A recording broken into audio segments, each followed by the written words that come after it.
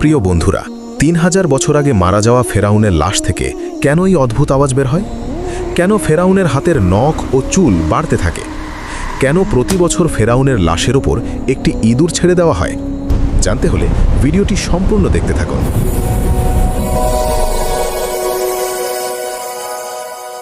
বন্ধুরা, ফেরাউন কোনো ব্যক্তিবিশেষের নাম নয়, বরং তৎকালীন মিশরের শাসকদের উপাধি। সে ছিল চরম অত্যাচারী ও খোদাদ্রোহী। ফেরাউন নিজেকে খোদা দাবি করত, আমি খোদা, আমার সামনে নত হও, এবং আল্লাহর পরিবর্তে মানুষকে তার ইবাদত করতে বাধ্য করত। আল্লাহ তাআলা হযরত মুসা আলাইহিস সালামকে পাঠালেন তাকে সত্যের পথে ডাকার জন্য। কিন্তু ফেরাউন সত্য অস্বীকার করল, বরং হুমকি দিয়ে বলল, আমি তোমাদের হাত ও পা কেটে ফেলব এবং সবাইকে ফাঁসিতে ঝুলাব। তখন আল্লাহ তাআলা মুসা আলাইহিস সালামকে আদেশ দিলেন, হে মুসা, তুমি আমার বান্দাদের নিয়ে রাত্রিবেলায় বের হয়ে যাও।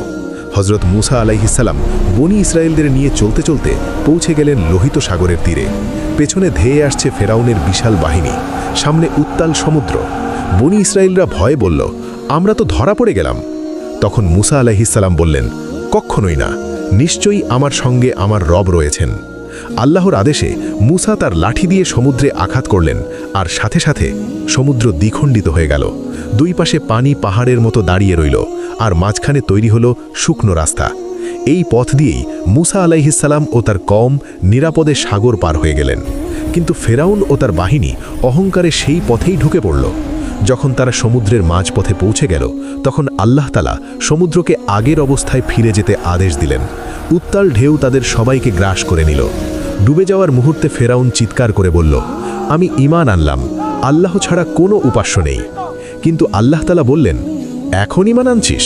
আগে তো তুই ছিলি অবাধ্য ও ফিতনাকারী, এখন তোর ঈমান গ্রহণযোগ্য নয়। এরপর আল্লাহ তাআলা একটি আশ্চর্য ঘোষণা দিলেন, আজ আমি তোর দেহ সংরক্ষণ করব, যাতে তুই পরবর্তী মানুষের জন্য নিদর্শন হয়ে থাকিস। এবং সত্যিই তাই হয়েছে। হাজার হাজার বছর পর ফেরাউনের লাশ অক্ষত অবস্থায় আবিষ্কৃত হয়। গবেষণায় বিজ্ঞানীরা দেখতে পান তার দেহে সামুদ্রিক লবণের কণা রয়েছে, অর্থাৎ সে নদীতে নয়, সাগরেই ডুবে মারা গেছে, যেমনটি কুরআনে বলা হয়েছিল। আজ সেই ফেরাউনের লাশ কায়রোর জাদুঘরে সংরক্ষিত। অবাক করার বিষয় হলো, কোনো বিশেষ মমি পদ্ধতি ছাড়াই তার দেহ অক্ষত। তাহলে ফেরাউনের লাশ থেকে অদ্ভুত আওয়াজ কেন শোনা যায়? বিজ্ঞানীরা বলেন, দীর্ঘদিন সংরক্ষিত দেহের ভেতরের শুকনো টিস্যু, তাপমাত্রা ও বাতাসের চাপের পরিবর্তনের কারণে মাঝে মাঝে এমন শব্দ সৃষ্টি হতে পারে। তবে বিশ্বাসীরা মনে করেন এটি আল্লাহ তাআলার পক্ষ থেকে মানবজাতির জন্য এক সতর্কবার্তা। কিন্তু ফেরাউনের নখ ও চুল কি সত্যিই বাড়ে? বিজ্ঞান বলে, মৃত্যুর পর ত্বক শুকিয়ে সংকুচিত হওয়ার কারণে নখ ও চুল বড় দেখায়, আসলে সেগুলো বাড়ে না। তবুও হাজার হাজার বছর পরও এমন দৃশ্য মানুষকে বিস্মিত করে। আর কেন প্রতি বছর ফেরাউনের লাশের উপর ইঁদুর ছেড়ে দেওয়া হয়? জাদুঘর কর্তৃপক্ষের মতে, লাশের গায়ে মাঝে মাঝে ফাঙ্গাস ও ক্ষতিকর জীবাণু জন্মায়।